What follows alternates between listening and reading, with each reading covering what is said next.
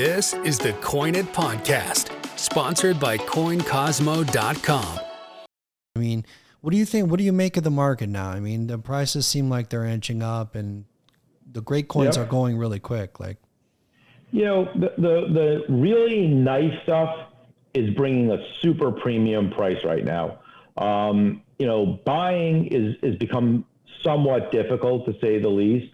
And especially, you know, with what I'm trying to do on the Seeded Dime series in particular, it's not often I even have a shot at an upgrade. And so if I do see an upgrade and I really want the upgrade, I have to pay up for it. And I know I have to pay up for it.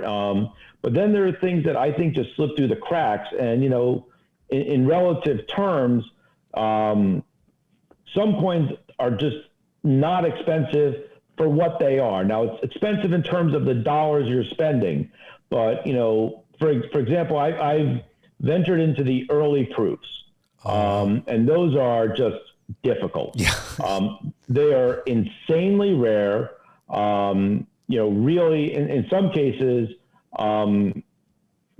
exceedingly rare. I mean, you know, I remember, it was probably maybe 5 or 6 years ago when I was able to pick up the circulated 1841 with drapery in proof.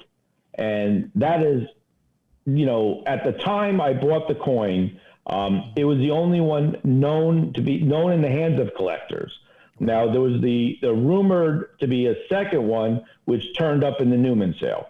And that, of course, is just a wonder coin. It's not only insanely rare, but the grade on that coin is it's just phenomenal. Crazy, right? That a coin from the 1840s could be so well preserved. And it's a really special coin.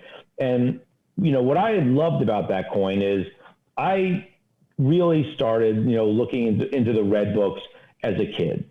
And I would see that coin, and I think they had it going off of memory, listed as like VFXF, and extremely rare or something to that description. And I'm like, God, how cool would it be to own one of those coins? Right. And, you know, it was a coin that sold in the 1970s for about $70 some odd thousand, just going off of memory. And when I saw that coin go in auction, I remember what I was willing to pay for it. Right. And when the hammer dropped, I was like doing backflips because it sold for, I think, about a third of what I was willing to pay for it. So that was a really super exciting day. And that's awesome. You know, and it's, you know, one of two known. I mean, that's it. There's, you know, can another one surface? You know, it could. But if it made it in the red book back, you know, likely not, right? Yeah, it's been in the red book at least. I mean, I have red books going back from the very first red book on, and I don't really open the first edition red book that much because, you know, for obvious reasons. But I know I've seen that coin in like the red books from like the early 50s. So if it's a red book listed variety, people have been looking for that coin now for years, for a very long time, and it's just not turned up. And I think in the red book, they've diminished the importance of it. I don't really understand that. It's a very neat coin. The fact that it's, you know, a with drapery, and a without drapery, I think makes a huge difference.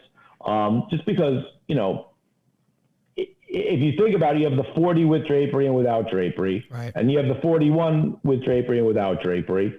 And, you know, there could be some discussions as to the without drapery being intentionally left off, or was it just polished off? I mean, you know, I'll leave that for people far more knowledgeable than myself. Certainly I'm not qualified to answer that one way or another. But, you know, and then, you know, in having the 41 proof, although it's a circulated proof, I thought was a super special coin to be able to buy.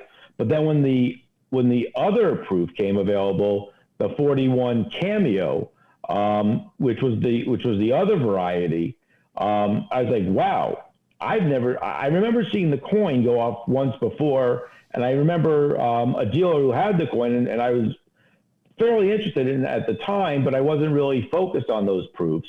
And I'm like, this is a unique opportunity, because at this point, as far as I know, there can never be another set of proof seeded and circulated seeded dimes with varieties that can ever be completed, because there's only one of those that exist.